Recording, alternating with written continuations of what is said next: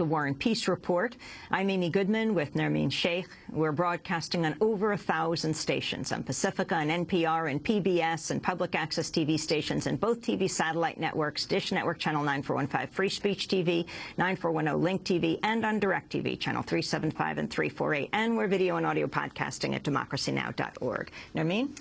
We continue our coverage of the New Hampshire Republican presidential primary with Andy Kroll. Andy Kroll is a reporter for Mother Jones magazine who's been covering the primaries. Andy, welcome to Democracy Now! Are you there? Thanks for having me. Not at all. Can you say a little bit, Andy, about what the turnout was like last night? Yeah, the turnout was estimated to be close to 250,000 ballots cast. That would be a record number in the primary. And the Deputy Secretary of State chalked that up in part to the fact that we did not have a competitive Democratic primary. It was really the president, and so you had undeclared voters who don't cast their lot with one of the political parties. Some of them, in theory, who may not have traditionally voted in Republican primaries, might have voted yesterday. And so that, in a large way, accounts for why we had this pretty big turnout yesterday. How does it compare to the turnout in 2008? It would be slightly higher than that turnout, again, because we had two competitive races on both sides, the Democratic and Republican side, in 2008, whereas this year all the action was on the Republican side, really.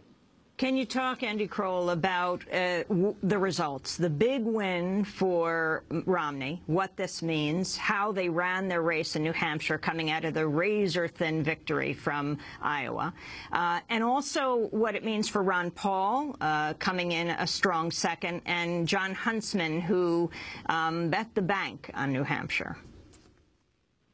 Well, for Mitt Romney, it solidifies his front-runner status. He had made New Hampshire the place where he wanted to do the best of the two early states of Iowa or New Hampshire. And he almost got 40%, and it was a decisive victory. He got his money's worth, given how much time and how much money his campaign poured into New Hampshire. I mean, it is unprecedented to win the Iowa caucuses and to win in New Hampshire, as Governor Romney himself said. And so he goes into South Carolina so much in the driver's seat. If a win there for him would really almost lock it up for him if New Hampshire hasn't already. For Ron Paul, it was a very strong showing for him. He has his doubters, he has his critics, but young voters, independent voters came out strong for him yesterday, especially in rural areas. They showed that Ron Paul is not someone to be dismissed. Second place, and Ron Paul has said he fully intends to compete throughout the nomination process, well into this year, into the summer. He's building up an infrastructure in Nevada right now, which is another early caucus state. So Ron Paul, you silenced some of those critics, I think, and silenced some of those doubters, and showed that he's for real for those who didn't think so already. Jon Huntsman, on the other hand, took what looks to be something of a mortal blow, unfortunately for his sake.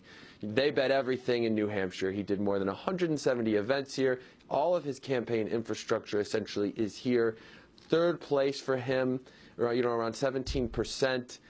Really doesn't, it's hard to see how and where he goes from here. He's polling in the 1% margin in South Carolina. Doesn't have any infrastructure there. Really doesn't have any money as well. The tank is running dry for him.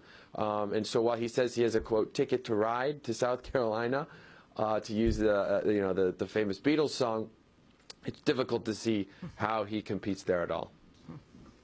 Andy Kroll, can you say, you've talked a little bit in one of your articles about the role of outside money in this campaign. Can you say a little about that? Yeah, I think what we've seen in this campaign is the rise of super PACs. These are the supposedly independent political outfits that can raise and spend unlimited amounts of money. Mitt Romney has a very deep-pocketed super PAC. In Iowa, we saw this pro-Romney super PAC, which purports to be independent, but is really run by former Romney 08 campaign staffers.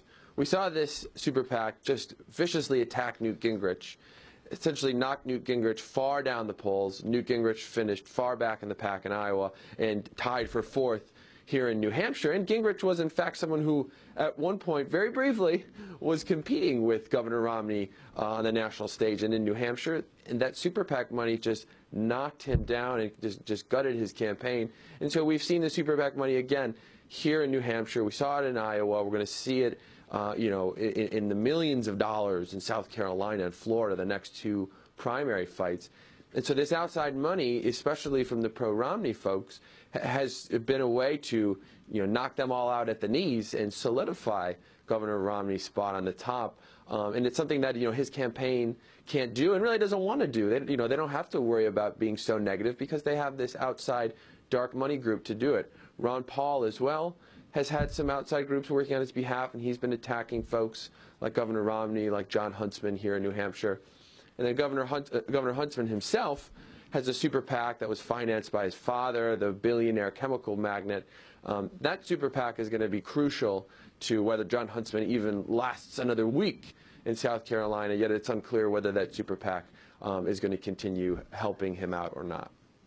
Andy Kroll, talk about Carl Forty, the Republican strategist, and how important his work was in Romney's success last night.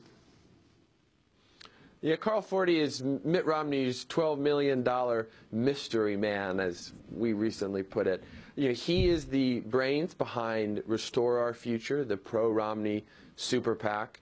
He's plotting the strategy. He's, funding, cutting, conceiving the attack ads that have gone after Mitt Romney's opponents. And I think that in Iowa especially, that super PAC, Carl Forty, were just crucial in Romney eking out, as you said, that whisker-thin 8-vote victory there. And now you have Governor Romney winning in Iowa, you have him winning in New Hampshire. They can say that we're making history and be honest about it. And that history-making would not have been possible without Carl Forty and this super PAC he's running.